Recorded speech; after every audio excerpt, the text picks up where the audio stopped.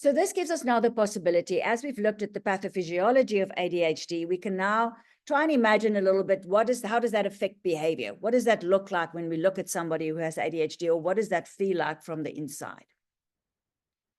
So we've mentioned that there's firstly these difficulties with attention, and these three spaces of attention that they might be in. So if they're in the scattered focused attention frame of mind, where both the DMN and the TPN are active, they actually have this so they become extremely distractible. Their attention are shifting the whole time between all kinds of different things. So they're busy with this and this happens, and then their attention goes that way. They find it very difficult, therefore, to contain and maintain their attention, especially on routine, boring tasks. So if something's really interesting, then the dopamine kicks in, right? And then we might go into hyperfocus. But if things are very routine and there isn't that dopamine reward, then they suddenly find themselves, their attention all over the place. Becomes really difficult to screen out any unimportant matters. So they can't differentiate their attention between what matters and what doesn't matter. And inside in their thinking, there'll be all these ideas floating around. So it's not just firing around. It's not just struggling with outside, their attention on the outside world is also to do with their attention on the inside world. And they therefore have an overabundance of attention, and actually a challenge to channel that attention. On the other side, some people with ADHD can get very much stuck in this hyper dream mode, and then becomes very difficult to activate attention. So they struggle to actually pay attention to anything. They're sort of stuck in this daydream. They find it very difficult to also then stay on track if they are supposed to be paying attention to something, get themselves very much within this fantasy daydreaming world. And if they might be, for example, if they are depressed, or if they're quite low in mood, they can actually start brooding and ruminating about the past. So sitting for hours and having this catastrophe thinking about things that have gone wrong, or things they shouldn't have done, or things that have happened in the past. And when you look at them, they will seem very inattentive. And that's probably where the word attention deficit might be appropriate. On the other side, you have this hyperfocus, and when an ADHD person is in hyperfocus mode, they can become extremely productive on one particular task. So they get very, very good in just focusing on that one particular thing, but they get a little bit hyperfixated. So they're unable to rest. They can't take a break till the job's done. They might rush through it and therefore make more mistakes because they are absolutely driven to get this particular thing done. And they find it very difficult to move off task. This is great if you're busy with a project that you have to finish, for example. It might be a problem if the kid is, taking off during class to go and play Minecraft because he's completely obsessed and fixated on Minecraft. So it depends. It can be, again, be an asset or a challenge depending on the scenario. All of this attention issues creates, therefore, a different way in how people with ADHD experience the sensory world around them. So generally, there's a challenge also with filtering in sensory information. So some of them can be very oversensitive, so very, very sensitive to therefore audio or visual or touch stimuli, and can very easily get overwhelmed by what's happening in the environment. But there can also be some senses that are actually undersensitive, where because they're completely sensitive in one area, and other areas get cut out, and especially with the bodily senses. So proprioception, they might be more clumsy, although necessarily some can actually be more active, more balanced, and have better movement. But you might also have that they have less, for example, pain sensation, or they don't notice when they're hungry, and we quite often see that with some of the hyperactive children, for example. So the second area is that it affects attention, but it also affects the ability to organize, and that's partly because this executive manager is not able to properly manage this extreme scattered focus of attention. So there's a real difficulty in sequencing, prioritizing, planning, and categorizing information. And this makes decision-making very difficult. So if you've got lots of things coming in and you've got to decide on something, it's just too much information and you're drowning in all that information. It does mean that people with ADHD is able to see the big picture extremely well, and they can conceptualize all these grand ideas, but they struggle to understand it all unless they understand all the individual components parts. And so they can get very lost within a school or academic setting sometimes. But very important that it has a problem that one of the biggest things that people with ADHD complain of is disorganization. So either disorganization of thought, and I'm going to go through these three quickly, disorganization of actual memory, and disorganization of what we're going to call TMS, time, money, and stuff. So with disorganization of thought, it means just being able to, for example, complete a project for school or do an assignment. It's really difficult to structure that assignment, really difficult to figure out what's the next step in this particular task. It's very difficult for them to hold down an argument. Again, not all, depending on what type of ADHD you have, but you might be struggling to now, especially if one's upset, to actually hold your own and being able to explain something to somebody else. Working in a team can be really struggling, especially if they're hyper-focused and they're struggling with flexibility, but also struggling to plan and work within a team setting, and real difficulties in multitasking, with usually things going dreadfully wrong along the way. And especially with that inattentive type, there can be general sort of fogginess and confusion as they move through life. There's also, because their attention is so scattered, it also means that it scatters the way things then get fixed into memory. So rather than having one clear idea of how the world looks like, they have all these loose shifting mental images. So that's very difficult for them to remember where things was, and they've got no organized impression of where things should go. So that means they easily forget things, especially if it's boring things or routine things that they're supposed to be doing. They forget names, they forget promises, and the classic thing is that they forget where they've put things down. So they lose stuff all the time. And this is partly because either they can't remember where they've put something in their rush as they go through the house, or they've put it somewhere safe, and then they can't remember where the safe place was that they've put it. And there's a classic thing they call the pirouette syndrome. You leave the house and then you can't remember, did I leave the stone on or off? Do I have my wallet? You have to check 3 times, etc. We all have this experience because we all know what it's like to be in DMN mode. It's part of normal life. But if you're stuck in DMN too much of the time, this can become extremely disruptive to your daily life. So the big thing that it really impacts is on time, money, and stuff. So difficulty in really understanding time. There's only 2 times, now or not now. And so one very easily loses track of time, and a tendency to procrastinate and very poor time management, which means they get into a lot of trouble. They leave things to the last minute, they miss deadlines, etc. There's also a real challenge with money. We'll talk about impulsivity. So the impulsivity means also they spend money quite easily when they get excited about something, when their dopamine reward system tracks in, but they're also difficult to keep track of money because their mind is not able to organize that kind of information. So simple bookkeeping and financial planning, very challenging. But a real challenge is around stuff. So real difficulty cleaning and tidying and organizing. So this is quite important. I mean, nobody really likes to tidy, but most of us, if we have to, fine, I'll tidy the kitchen.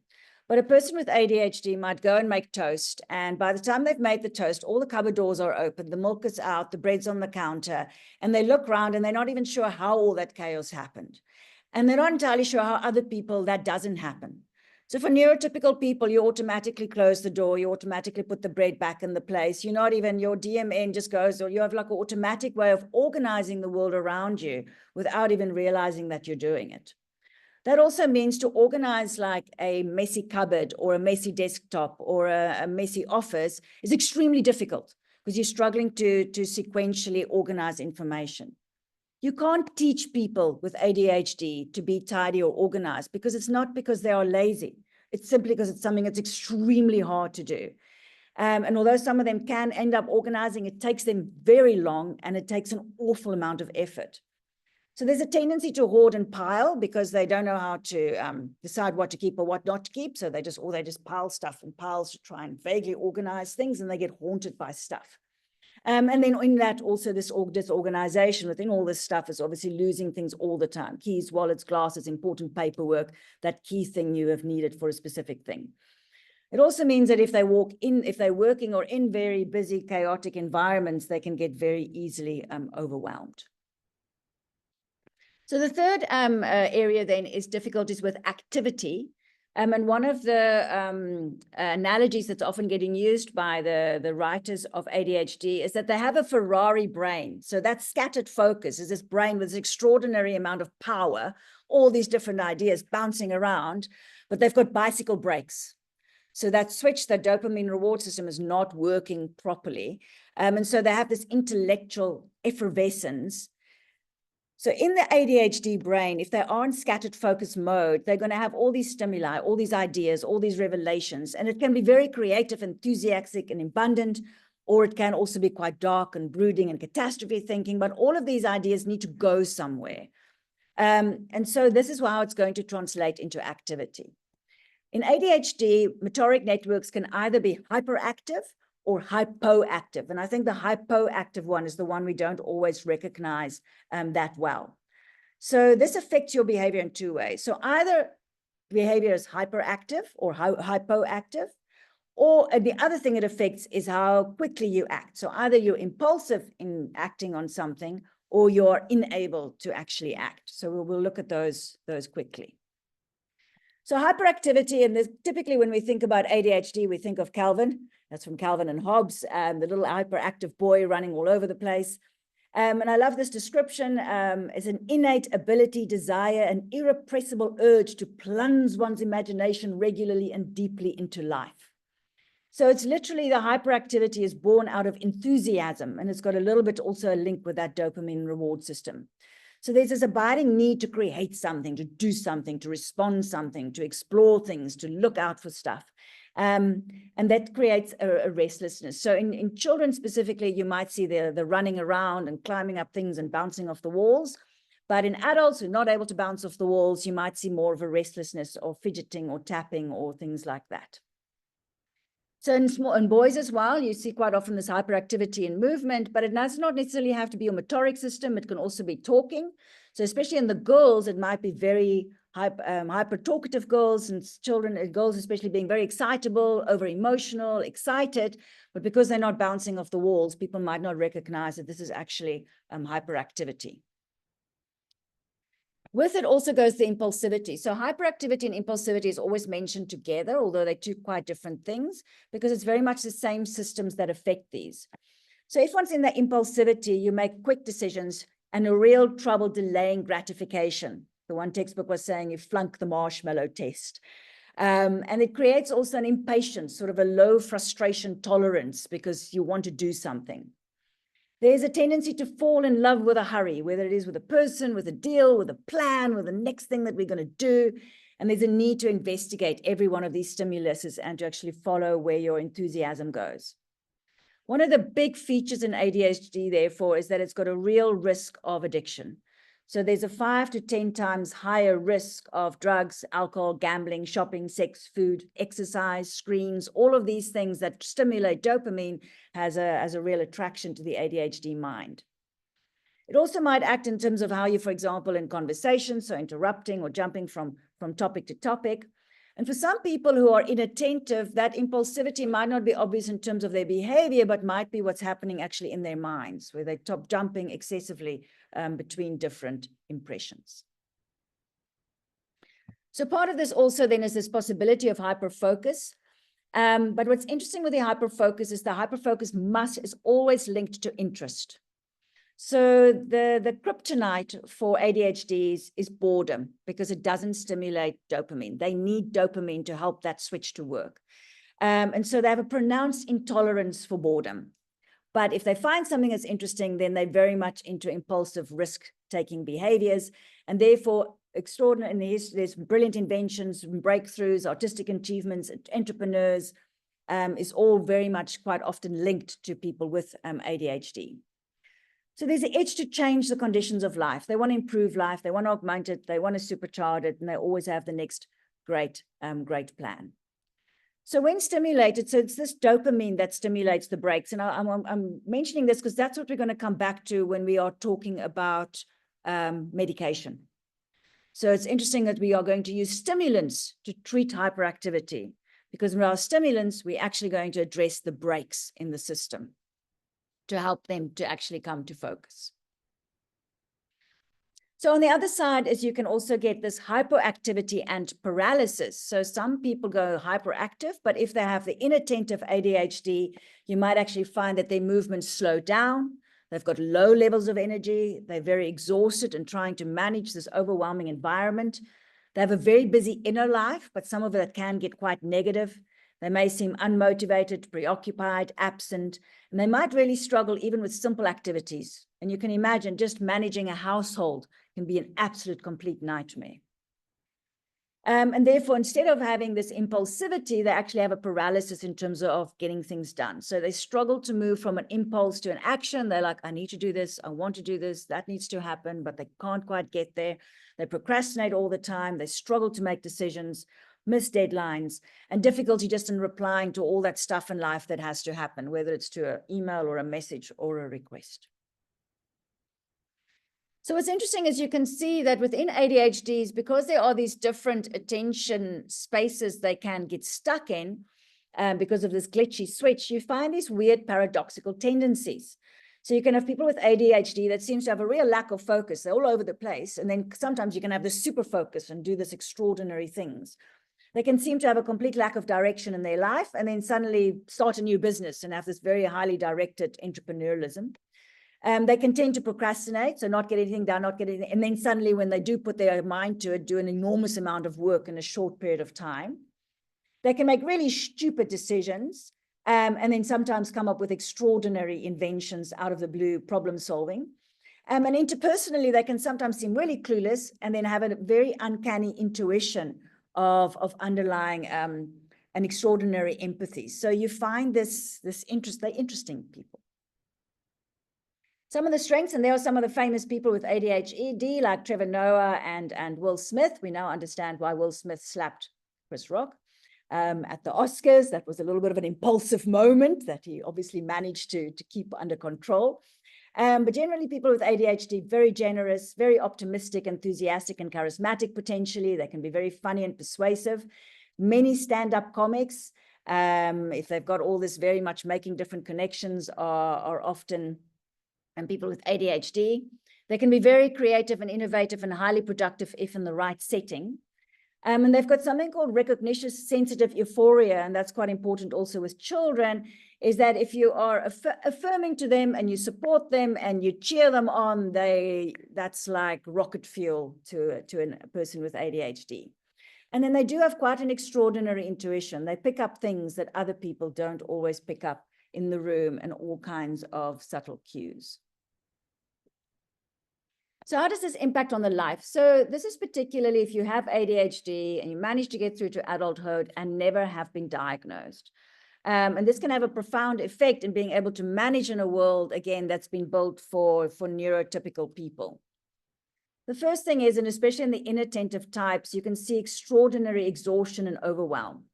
So an inattentive ADHD, where they're struggling to organize their lives, for example, they might spend half their life just either living in chaos or trying to constantly organize and never seeming to win, and not sure how on earth other people manage to keep their lives organized.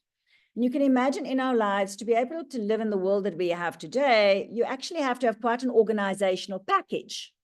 You know, we recently had to go and apply for our passports and my child's 16-year-old ID. I mean, the amount of like things you have to get your head around to get a task like that done and navigate home affairs is quite something. So there's a lot of basic things we need in life, needs basic organizational skills. And if you don't have that, that makes things very hard. So you can imagine a child who goes to school who can't see, for example, who can't see on the board and doesn't know that they can't see on the board and really struggle with schoolwork because they have that particular thing that just doesn't work. And it's similar to this. It's an area that they just can't do. They quite often become very emotionally reactive. They can have quite a big, this big inner life, but they feel very misunderstood and maligned. So people constantly shaking their heads at them for being so unorganized and not being able to seem to do what everybody should be doing. One of the major features of people with ADHD is an underachievement in terms of their ability. They never seem to progress to where they could. So they struggle academically because they struggle with assignments. They struggle with the structuring of information. They understand the information. They have all the intellectual knowledge, but they struggle, for example, with writing it down. And if you're in a job where you have to get promoted, they get stuck at the entry-level job because they can't even file properly. So nobody's going to make them a manager if they can't even get the filing right, for example. What they have shown is that people with ADHD, for example, if you have a very high IQ or you have very high intellectual abilities or very high particular things that you would like to do, and then getting stuck at a lower level in terms of not being able to fulfill your potential, those are the highest risks for depression and anxiety disorders, the bigger that discrepancy is between what you think you should be able to do and what you're actually able to achieve in your life. So unfortunately, if you're not organized, you get called lazy, you get called irresponsible, you get called a slob, you get called unmotivated, you get called a failure. And a lot of people with ADHD can get stuck in a complete wall of shame, feeling that they are somehow inadequate, that they are somehow something wrong with them, and feeling incorporating these negative messages, thinking I'm incompetent, I'm immature, I'm an imposter, how do other people do it? And this therefore have a very strong link to mental health disorders. So a high risk of depression and anxiety disorders. And then with the impulsivity, there's also a high risk of things just going wrong, big stupid financial decisions, driving accidents, unplanned pregnancies, STIs, etc. So along with silly decisions you might make when you're in the impulsive mode. That's one of the well-known books written specifically for ADHD adults to help them cope. You mean I'm not lazy, stupid, or crazy. The other thing it has a major impact on is on relationships, and ADHD is one of the neurodiversity conditions that has a higher divorce rate. So they have a high social motivation. They're very keen to have friends, but they're challenged with this reciprocity. So they actually struggle to read the social scene because there's too much information going on and they're getting distracted. They struggle to control their impulses, to interrupt. They butt into conversations when it's not appropriate. They involve themselves with situations that's not their business. And especially if they're in this inattention state, they might seem gruff or awkward. They might seem rude. They might seem very self-centered because they're on a roll. And they really struggle with small talk and the normal bouncing. Not all, but depending on the kind of mode that they're in. Something that's interesting, and we see that with autism as well, but that's particularly pronounced in ADHD, is something called rejection sensitivity dysphoria. So it's a tendency to overact precipitously and disastrously to even the slightest perceived put down or vaguely negative remark. That's the official definition. Partly has to do with this ability to be aware of too much at a time, but also this continuous and being continuously told that they are something wrong with them, becoming extremely sensitive to failure because they think this is things I'm supposed to do. And so when they do make a mistake or they do struggle or somebody raises an eyebrow because they're late for something or because they're messy or whatever, really internalizing it and find it extremely difficult to manage criticism. They can be honest to a fault, intolerant of hypocrisy, often tactless, politically incorrect, but they might impulsively lie if they feel it serves a higher purpose. And they can be very stubborn. And this is partly also this wall of shame, but they might find it very difficult to ask for help, find it very difficult to admit that they're not managing, convinced that they must just try harder to get there.